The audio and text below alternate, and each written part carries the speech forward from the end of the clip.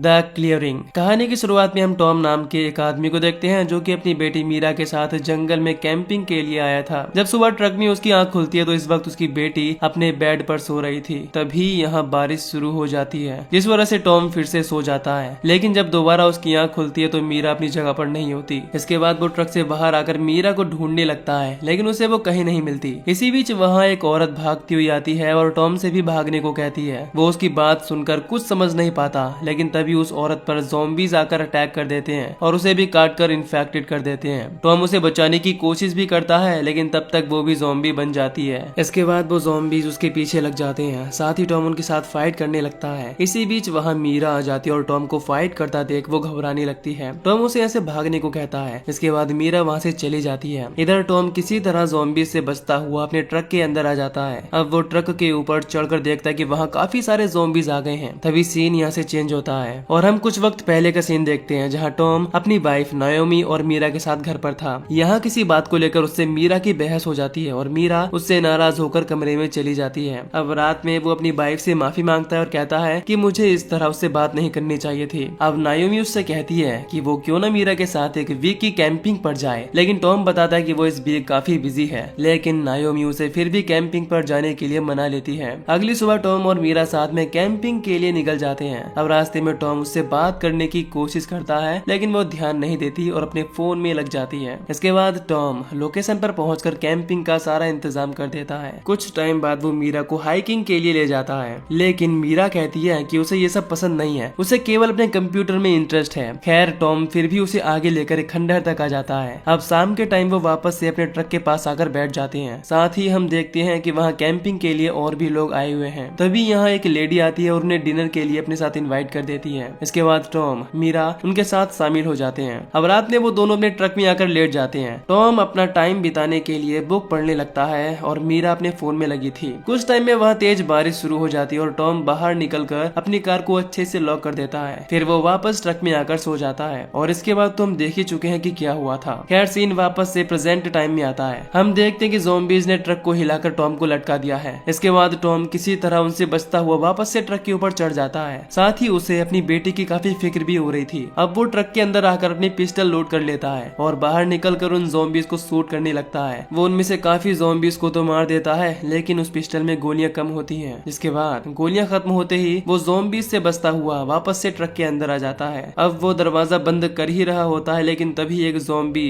दरवाजे को खोलने के लिए अपना हाथ अंदर कर देता है, जिस वजह से टॉम को चाकू लेकर उसका हाथ काटना पड़ता है। इसके बाद वो अपने हाथ पैरों पर टॉवेल को लपेट लेता है, इससे ज़ॉम्बीज उसे बाइट ना कर पाए। आगे वो ट्रक में से सीढ़ी निकालकर कार की तरफ कर देता है और डिसाइड करता है कि वो कार को लेकर यहाँ से निकल जाएगा। अब वो जल्दी से कार की तरफ आने की कोशिश करता है, लेकिन ज़ॉम्बीज उसे सब तरफ से घेर लेते हैं और उस पर अटैक कर देते हैं। वो उन सबसे किसी तरह बचता हुआ कार में आ जाता है और उसे स्टार्ट करने लगता है, लेकिन परेशानी अब भी खत्म नहीं होती। वो उस कार को स्टार्ट करने की काफी कोशिश करता है, लेकिन कार में कुछ खराबी हो जाने की वजह से कार स्टार्ट होकर ही नहीं देती। इसके बाद वो कार से फ्लेयर गन निकाल लेता है और उससे एक ज़ॉम्बीज को भी मार देता है। फिर वो उन ज़ॉम्बीज से बचता हुआ सीढ़ी की मदद से वापस से ट्रक पर चढ़ जाता है। साथ ही उसके पीछे पीछे एक ज़ॉम्बी भी आ रहा था। इसके बाद टॉम उसे नीचे धक्का देकर फेंक देता है। अब वो उस सीढ़ी को भी वहाँ से गिरा देता है ताकि और ज़ॉम्बीज ऊपर ना आ जाएं। उसे अपनी बेटी की काफी ज्यादा फिक्र हो रही थी। अब वो अपना फोन लेता है और मीरा को कॉल लगाता है, लेकिन उसका फोन ट्रक के अंदर ही था, जिस वजह से वो और भी डरने लगा था। अब कुछ देर में यहाँ रात हो जाती है और टॉम अपनी बेटी को याद करता हुआ ट्रक में ही सो जाता है। वो उसके साथ बिताए हुए पलों को याद करने लगता है। खैर अगले दिन सुबह में वो फिर से मीरा को दूरबीन की मदद से देखने लगता है ताकि वो उसे दिख जाए, लेकिन वो उसे कहीं नहीं दिखाई देती। इसके बाद वो ट्रक के अंदर आकर रेडियो को शुरू करने लगता है, जिसमें ऑफिसर बताता है कि वायरस के फैलने की वजह से पुलिस और आर्मी बॉर्डर को सील कर रहे हैं। तभी एक ज़ॉम्बी ट्रक का शीशा तोड़कर उस पर अटैक करने लगता है। इसके बाद टॉम खुद ही उस ज़ॉम्बी को मारकर पीछे गिरा देता है। इसी बीच हम देखते हैं कि वो ज़ॉम्बी से लड़ता हुआ काफी थक गया है। साथ ही हमें पता चलता है कि उसने अपना खाना बाहर एक पेड़ पर लटका दिया था, जिस वजह से वो अभी तक भूखा है। अब वो एक लकड़ी का टुकड़ा लेकर उस टूटी हुई विंडो पर लगा देता है, इससे ज़ॉम्बी अंदर आने की कोशिश ना करे। वो ट्रक के रेडियो से मदद मांगने की कोशिश करता है, लेकिन उसकी कोई नहीं सुनता। इसके बाद टॉम ट्रक के ऊपर आकर अपनी बेटी को देखने लगता है। तभी उसे एक जगह पर मीरा दिख जाती है। अब टॉम यहाँ उससे साइन लैंग्वेज में बात करने लगता है। इसी बीच हम देखते हैं कि टॉम ने मीरा को एक नोट पर साइन लैंग्वेज वाले वर्ड दिए हैं, जिससे टॉम को पता चल जाता है कि वो ठीक है, लेकिन काफी डरी हुई भी। तभी अचानक एक ज़ॉम्बी मीरा को देख लेता है। इसके बाद सारे ज़ॉम्बीज मीरा की तरफ भागने होने लगते हैं। अब टॉम जल्दी से उसे भागने को कहता है और खुद ट्रक से नीचे कूदकर उन ज़ॉम्बीज को अपनी तरफ बुलाने लगता है। इसके बाद सारे ज़ॉम्बीज उसकी तरफ आने लगते हैं। अब यहाँ टॉम एक गोल्फ स्टिक की मदद से उनसे लड़ने लगता है। जब वहाँ और भी ज़ॉम्बीज आ जाते हैं तो टॉम फिर से उनसे बचकर ट्रक पर चढ़ जाता है। अब रात में टॉम फिर से हेल्प मांगने के लिए रेडियो पर बात करता है, लेकिन इसी बीच रेडियो अचानक तेजी से साउंड करने लगता है, जिस वजह से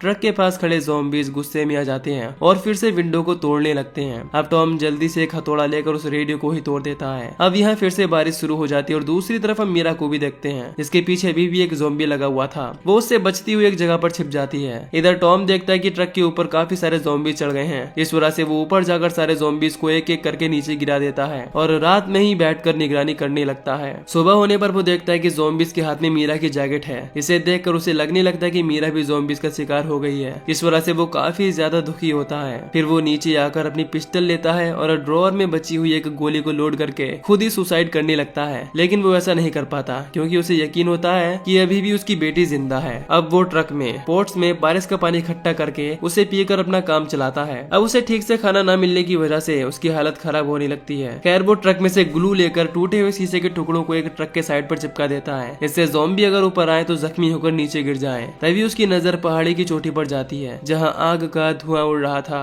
अब उसे यकीन होने लगता है कि शायद उसकी बेटी वही होगी। इसी बीच उसे एक कार आती हुई दिखती है, जिसके पीछे काफी ज़ॉम्बीज लगे थे। टॉम उस आदमी को अपनी तरफ आने को कहता है और तभी उस आदमी की कार एक पेड़ में ठुक जाती है और ज़ॉम्बीज उसे सब तरफ से घेर लेते हैं। फिर टॉम उसे बचाने का डिसाइड करता है और एक चाकू लेकर उसे बचाने आ जाता है। वो चाकू से ज़ॉम्बीज पर अटैक करके किसी तरह उस आदमी को बचाकर अपने ट्रक में ले आता है। बाद में पता चलता है कि वो एक पेट्रोलिंग ऑफिसर है। वो टॉम को बताता है कि सब जगह ऐसा ही हाल है और रेडियो सिस्टम बंद हो चुके हैं। इसके बाद टॉम उससे अपनी बेटी के बारे में पूछने लगता है कि क्या उसने किसी छोटी बच्ची को देखा है। वो उसे मीरा का फोटो भी दिखाता है, लेकिन उसे मीरा के बारे में कुछ भी नहीं पता था और वो उसे मना कर देता है कि उसने उसे नहीं देखा। अब टॉम उससे कहता है कि हमें मिलकर मीरा को ढूंढना होगा, लेकिन वो उसे अभी जाने से मना करता है और कहता है कि हम बाहर गए तो ज़ॉम्बीज हमें नहीं छोड़ेंगे। वो टॉम से कहता है कि हमें एक प्लान बनाकर जाना होगा। खैर अब वो आदमी टॉम से खाना मांगने लगता है और कहता है कि जब हमारी बॉडी में एनर्जी ही नहीं होगी तो हम उनसे लड़ेंगे कैसे। इसके बाद टॉम उसे ट्रक में से कुछ खाने को देता है और बताता है कि उसने बाकी का खाना एक पेड़ पर लटका दिया है। टॉम को वो आदमी कुछ ठीक नहीं लगता। खैर रात में जब वो आदमी सो रहा होता है, टॉम उसका आईडी कार्ड चेक करता है और पता चलता है कि वो झूठ बोल रहा था, यानी वो एक ऑफिसर नहीं है, उसने किसी दूसरे का आईडी कार्ड चुराया है। तभी उस आदमी की आंख खुल जाती है और वो टॉम को मारने लगता है। टॉम भी उसे मारने की कोशिश करता है, लेकिन वो आदमी उसके सर पर अटैक करके टॉम को बेहोश कर देता है। कुछ टाइम बाद वो आदमी टॉम के हाथों में हथकड़ी डालकर उसे ज़ॉम्बीज के बीच में फेंकने वाला होता है, लेकिन तभी टॉम की आंख खुल जाती है और फिर से उन दोनों में फाइट शुरू हो जाती है। इसी बीच टॉम अपने एक हाथ में से हथकड़ी खोलकर उसके हाथ में फंसा लेता है। तभी उस आदमी को ज़ॉम्बीज पकड़ लेते हैं और नीचे खींचने लगते हैं। ज़ॉम्बीज उसे तेजी से खींचने लगते हैं, जिस वजह से उस आदमी का हाथ कटकर हथकड़ी में ही रह जाता है। इसके बाद टॉम यहाँ से निकलने का फैसला करता है। वो फ्लेयर गन लेता है और ट्रक के अंदर की बैटरी निकालकर उसे लेकर कार में आ जाता है। साथ ही उसके पीछे काफी ज़ॉम्बीज लगे हुए थे। वो किसी तरह कार को स्टार्ट करके ऐसे निकलने लगता है, लेकिन ज़ॉम्बीज आसानी से उसे जाने नहीं देते। इस वजह से उसकी कार एक पेड़ में ठुक जाती है। अब सारे ज़ॉम्बीज ने टॉम को बुरी तरह से घेर रखा था। इसी बीच टॉम फ्लेयर गन को ट्रक के पास रखे सिलेंडर में फायर कर देता है। इससे वहाँ एक बड़ा ब्लास्ट होता है और इस ब्लास्ट में यहाँ पर मौजूद सारे ज़ॉम्बीज मारे जाते हैं, लेकिन इस सब में टॉम अभी जिंदा था। सुबह होने पर वो उसी पहाड़ के ऊपर जाने लगता है। वहाँ पहुंचकर उसे उसकी बेटी मिल जाती है, जो कि बिल्कुल ठीक थी। अब दोनों एक दूसरे को देखकर काफी खुश होते हैं और इसी के साथ ये मूवी यहीं पर खत्म हो जाती है। तो दोस्तों अगर आपको इस मूवी की एक्सप्लेनेशन पसंद आई हो तो वीडियो को लाइक और चैनल को सब्सक्राइब कर दीजिए। बाकी मैं मिलूंगा आपसे न्यू वीडियो में। Till then take care, love you, bye bye.